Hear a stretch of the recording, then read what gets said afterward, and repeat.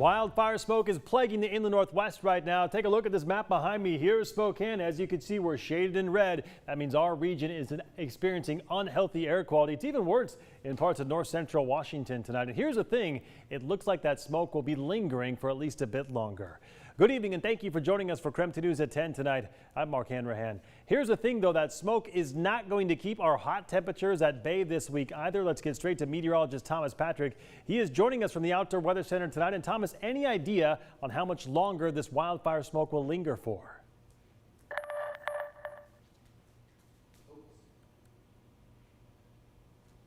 Look at the visible satellite imagery here. You can see that wildfire smoke just pouring right into the Columbia Basin. Doesn't look as thick, but we can't tell the altitude just from the satellite imagery, and we know that's all what's called near surface smoke, and that's why we're seeing the air quality drop as significantly as it did today. Again, pretty much most of the inland Northwest shaded in red, representing the unhealthy air quality. It actually tipped a little bit deeper into that category. So this was the worst air quality that we've experienced so far this year. But I'm optimistic while we start to see more red in our modeling, it's actually not quite as widespread, not quite as thick, at least in the modeling for tomorrow and the next day. So I think today should have been the worst of it, but it's going to be very warm as we head into next week. Sunny, smoky skies, but temperatures still easily in the 90s, not holding back those temperatures. So look ahead at just how much longer the smoke is going to remain in our region and how hot things will be getting through the course of this week.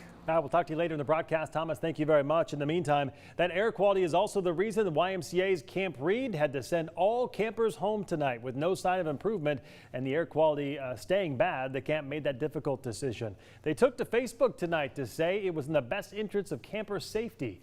They went on to say that they do not have enough indoor space for all the campers while maintaining COVID protocols. So all families will receive a refund. All other sessions of that camp will continue as planned for the time being. While not everyone has the same sensitivity to the wildfire smoke, it's still a good idea to avoid it as much as possible. Everyone could experience burning eyes, running nose, cough, or difficulty breathing due to some of that smoke. And though with heart and lung disease, children and other adults could be at risk for more serious side effects. So talk to your doctor to create a plan if you do have underlying conditions. Also consider buying an air cleaner to reduce harmful air particles. Also, any N95 masks you have will protect you from those harsh particles. Regular cloth or surgical masks will not. We know this is a lot of information, so for the latest on what is closed due to the air quality or how much longer the smoke will linger, just text the word AIR to 509-448-2000. Well, it is, of course, the reason behind all the smoke. That is the wildfires. They continue to burn across the inland Northwest tonight.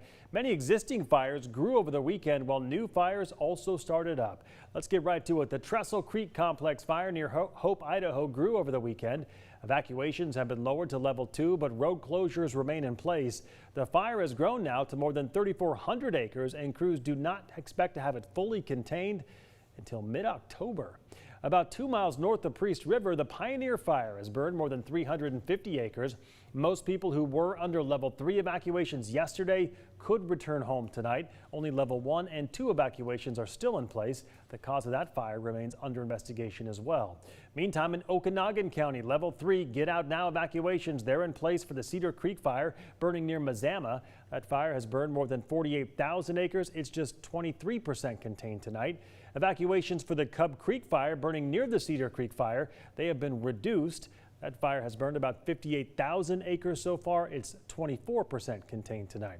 So if you would like the very latest on all the wildfires burning around our region, you can always head to KREM.com or just text us the word FIRE to 509-448-2000 and we'll send a link directly to your phone. New tonight, Kaiser Permanente and Multicare will require all of their employees to get a COVID vaccine. The announcement comes just hours after the Washington State Hospital Association said it supports mandatory vaccinations for healthcare workers. With nurses and doctors on the front lines, the Delta variant is proving more contagious and is already testing the capacity of hospitals all across the state. This Delta variant is so transmissible, so infectious that if you are not vaccinated, if you don't take all those measures, masking and distancing and vaccination, this is going to sound quite morbid, but you will get COVID.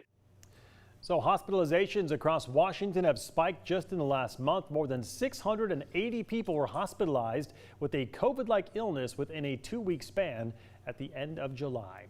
A resident from the Spokane Veterans Home has died after contracting COVID. And just over the weekend, 4 other residents and 2 staff members also tested positive for coronavirus.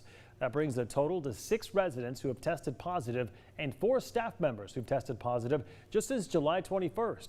At this point, it is not clear if the residents or staff members who were infected were vaccinated. Target is requiring masks for all of their employees in areas of high transmission of COVID. They're basing it off the CDC's county-by-county color-coded map. So that means masks will be required in Spokane since we are considered a high-risk county. They are also strongly encouraging masks for shoppers as well. The recommendation for shoppers and requirement for employees, that starts coming up tomorrow. New tonight, for the first time since the start of the pandemic, voters in Eastern Washington have the chance to take their questions directly to Congresswoman Cathy McMorris-Rodgers in the first of 3 town hall meetings planned for Eastern Washington. As KREM 2's Joshua Robinson reports tonight, voters were concerned about everything from big tech to vaccines. For the first time since the COVID-19 pandemic began, Congresswoman Cathy McMorris-Rodgers hosted a live in-person town hall in downtown Spokane, attended by several hundred Eastern Washingtonians with new questions, comments, and concerns. One of the largest branching topics tonight, COVID-19 and the idea of vaccine mandates. If you're willing to vote in favor of the unconstitutional Patriot Act, does that mean you're in favor of American citizens carrying papers to prove vaccine status, especially with us staying consistent year over year? I don't support a federal mandate for vaccines. McMorris-Rodgers also fielded concerns about holding big tech companies accountable, specifically social media companies like Facebook or Twitter, which have flagged or removed posts as misinformation. It seems that anything that isn't in a liberal view on Facebook and etc. is wrong and is taken down. A subject she herself championed as a priority moving forward. But the most vocal reactions came from the discussion of January's Capitol insurrection and the November 2020 election. For it to be as close as it was, to have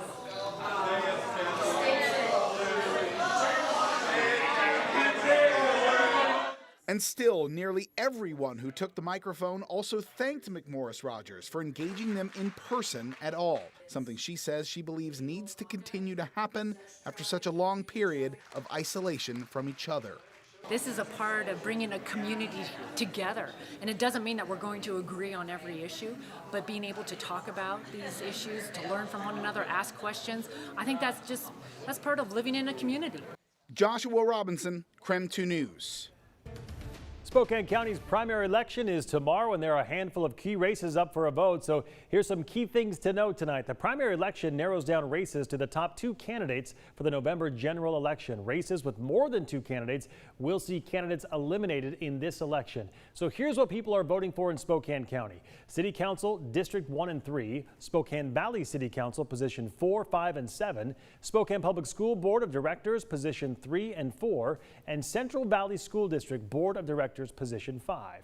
Before you can vote tomorrow, if you haven't already, of course, you must register, and you can register a number of ways: online, by mail, or in person. Tomorrow, though, is also the deadline for voters to register or update their registration. All ballots must be dropped off by 8 p.m. There are a number of ballot drop boxes at those libraries you can see right there on your screen. So for a full voter's guide of tomorrow's primary election, just text the word election to 509-448-2000 and we'll send it directly to your phone. Deputies have made an arrest related to 2 bodies found in a Moses Lake home. Noah Pena allegedly shot and killed 2 brothers on Saturday afternoon. Deputies responded to reports of a man walking around with a gun in his hand. Witnesses told deputies while they were en route that 2 bodies were found inside the garage of a home. Pena was arrested for probable cause of being a convicted felon in a possession of a firearm. His bail has since been set at $3 million. He is now in the Grant County Jail tonight. Also, the suspect in Saturday night's deadly downtown shooting made his first court appearance today. Michael Lee is being held on $1 million bond. Lee is being charged with second-degree murder after allegedly killing track and basketball star and former Shadle Park standout Jacoby Ford. New court documents revealed that Lee sent messages threatening to shoot and kill Ford because Ford was dating a woman that Lee had previously had a child with. The court documents also state that a Spokane police officer found a gun in a parking lot where Lee had fled to. Second-degree murder is a Class A felony in Washington, meaning if convicted, Lee could face life in prison. Coming up later in the broadcast, we sat down with Jacoby's former coach on how he remembers him.